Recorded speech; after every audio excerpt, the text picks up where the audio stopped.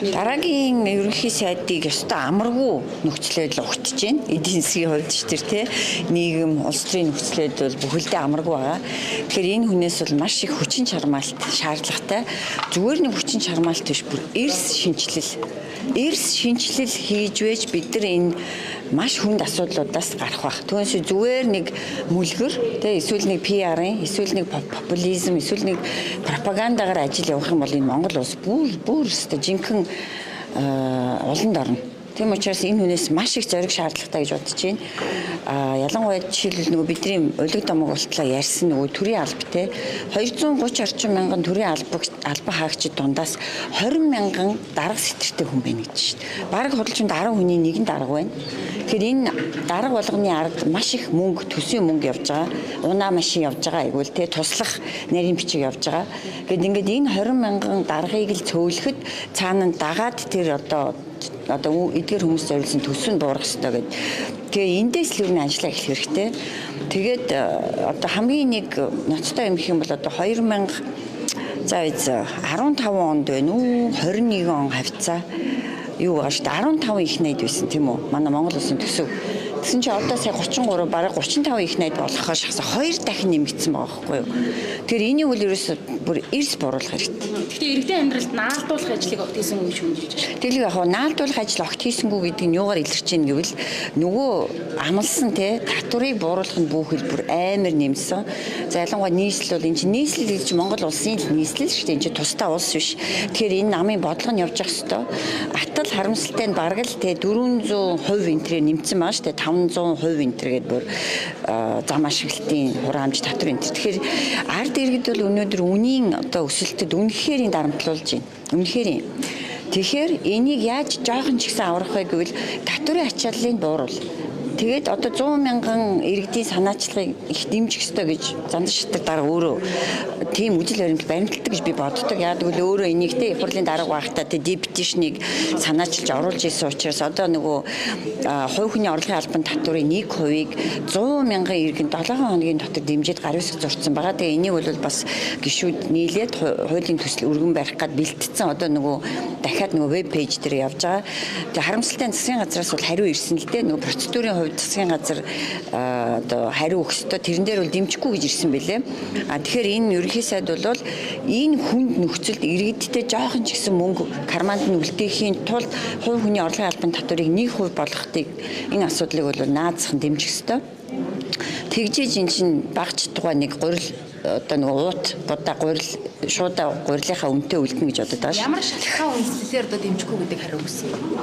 Засгийн газар болохоор за ер нь төсөвт дараал ачаа төсөвт маш их ачаа үрүүлнэ.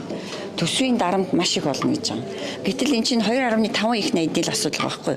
Тэгэхээр ерөөсөө ийм 33 их найд биш те 31 их найдг л төсвөл хэрэгтэй байхгүй.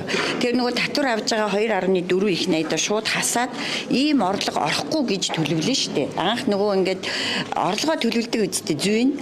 Тэгээ орлогоо төлөвлөхдөө л шууд за төдий чинээ гişүүд иргэдээс 2.5 их найдын орлого орж ирэх ёстой. Хэрвээ 10% байх юм бол энийг шууд 1% болгоод 2.5 их найдыг хасаад тооцохоор л наазах нь 31.5 их найдаар орлогоо тооцоолох хэрэгтэй байна. Тэгээ энэндээ тохируулж зарлага ингээ бичих хэрэгтэй байхгүй. Тэгэхээр асуудал байхгүй байгаа. Одоо нөгөө хүннүү сүннүү ямар хот цаасан дээр хот тэр цаасан дээр тэр бомын тэзүү энтрийг хойшлуулах гэдэг. Хойшлуулах хэрэгтэй. Би энэ дээр бол анханасаа байр суурь хатуу байсан. Тэр 14 мега төсөл гэдэг нэг халахвчаар маш их одоо буруу зүйл хийлээ штэ. Төсвийн дарамт хөрөнгө оруулалтын одоо энэ асуудал дээр дахиж бид нэр эргэж харах хэрэгтэй. Ашгүй нөгөө хиймэл дагуул энэ төр байхгүй болсон. Одоо тэр олон километр зам тий энийг бол болох хэрэгтэй. Тэр хизээ босгон тодорхойгүй бас баахан нэр бүхий хотуудаа болох хэрэгтэй. Одоо ерөөсө тулгамцсан асуудал юу вэ? Эрчим хүч. Цахилгаан станц тий. Одоо эх жил бид нэр дулаан байх хэсэг тухай асуудал маш ноцтойгоор тавьж шít. Тэр ийм тулгамцсан асуудлууд руугаа энэ мөнгө санхүүгээ чиглүүлээ. Тэр онцгийн шаардлагагүй асуудлуудаа шууд хас боль гэдэг ийм л хойшлол. Тэгээд энэ улсын төсөө бол 33 их найд биш бараг 30 руу аваач. 24 онд бид нар 30 их найдтай болж л байсан байхгүй юу? За тэр бүгд 23 онд бол бүр 22 их найдтай тий.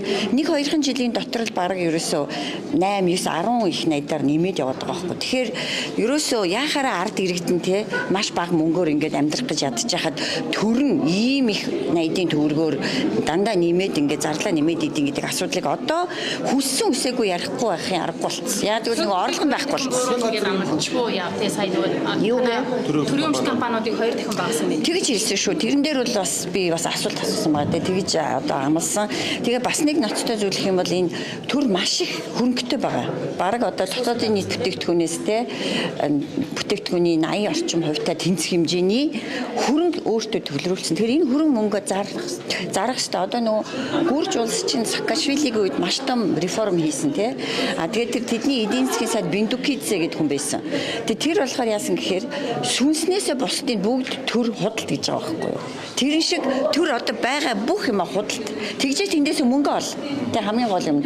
Энд чинь айлаар ярих юм бол мөнгө болоод ирэнгүүтээ юм хамаа зардаг үсттэй. Зайлшгүй шаардлагатай зүйлээ санхүүжүүлэхийн тулд өөрөөсөө хэрэггүй зүйлээ хасдаг, зардаг шиг төр ч гэсэн одоо энэ асар олон төрийн өмчт компани болон төрийн өмчгүүдийн байшин, барилга бүгдийн дуудлага худалдаагаар оруулж зарах хэрэгтэй. Тэгжээж мөнгө ч хэрэгтэй. Зандан шатар нэр дэвшигчээ таны яриад байгаа өөрчлөлтүүдийг хийж чадах хүн гэж бодож байна. Хүн дээр.